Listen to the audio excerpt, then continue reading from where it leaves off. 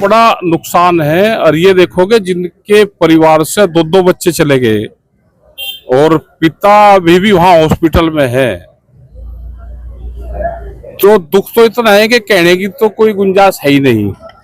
लेकिन हमारी वहां पे सरकार से बातचीत हुई और हमने सभी के लिए कहा कि पहले जो डेड बॉडियां हैं इनको उनके घर तक पहुंचवाने का काम करें।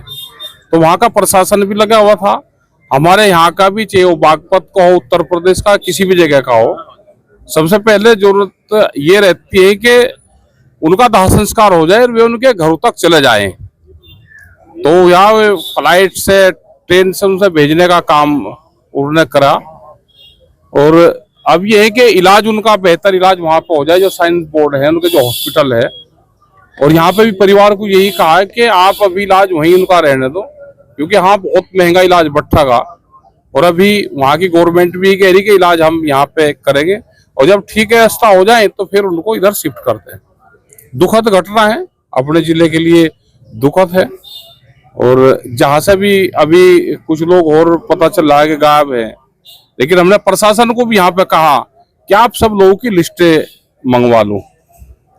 और प्रशासन भी लगा हुआ है, यहाँ का भी, वहाँ का प्रशासन भी लगा हुआ है, साइन बोर्ड के अधिकारी हुए हैं। तो यहाँ सब लोग संपर्क में हैं।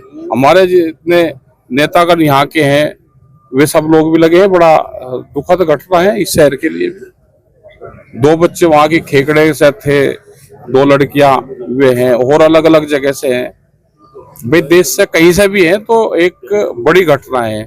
और वैष्णो देवी की में आस्था सबके वहाँ पे जाते हैं। भाई बहुत बड़ी जगह हमारे, हमने 7 लोग खोए हैं, अभी तो 7 ज्ञात हैं अभी, और कितने लोग गए हैं इनकी जानकारी किसी को नहीं है।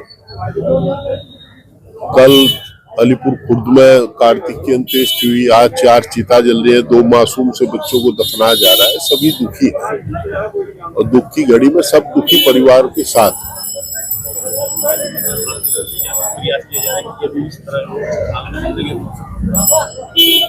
देखिए, जिस दिन पता लगा उसी दिन मैंने चो साहब से बात की थी, इनके संपर्क थे वहाँ, इन्होंने और इनके परिवार ने वहाँ बात भी की, फिर मैंने भी बात की। अभी उनकी चिकित्सा का बेहतर से बेहतर इंतजाम किया जा रहा है। पर यार एक बात जरूर देखनी पड़ेगी कि बहुत लोग मिसिंग और बहुत लोग घायल हुए हैं, तो इलाज तो इलाज की तरह से ही हो रहा है। वहाँ नारायणा हॉस्पिटल में है बराबर साइन बोर्ड भी, और जम्मू कश्मीर की सरकार भी बराबर लगी हुई है। हमारे जिला प्रशासन ने वहाँ बात की, डिस्ट्रिक्ट मजिस्ट्रेट से उस दिन बात हुई थी, तो उन्होंने बताया था कि हम बात कर रहे हैं और अभी भी संपर्क में रहेंगे। आगे चौसा भर भी कर रहे हैं तो उसमें लगेंगे।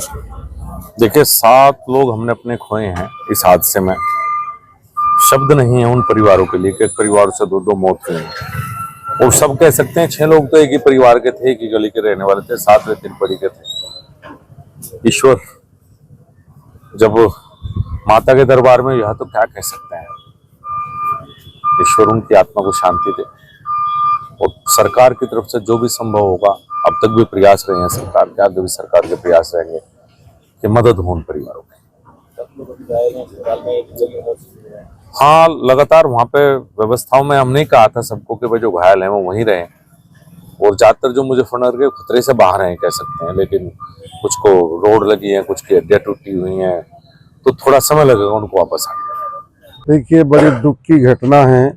और जो ये आपदा वहाँ पर आई है, वहाँ तो आई है हमारी रामपुरी में और हमारे जनपद में ऐसी पहली घटना जो एक साथ ऐसे दुख में जो हमारी 6 अर्थी उठी है, मुझे बड़ा दुख है, शोक है, और मैं चाहता हूँ परमात्मा से इस परिवार को सुकून हो, आत्मा को उनकी शांति पहुँचे, जिससे उनके साथ वो दूर की घटना हम पूरी नहीं कर सकते, पर हम उनके साथ हर तरह से साथ खड़े हैं, आगे भी हैं और आगे भी रहेंगे।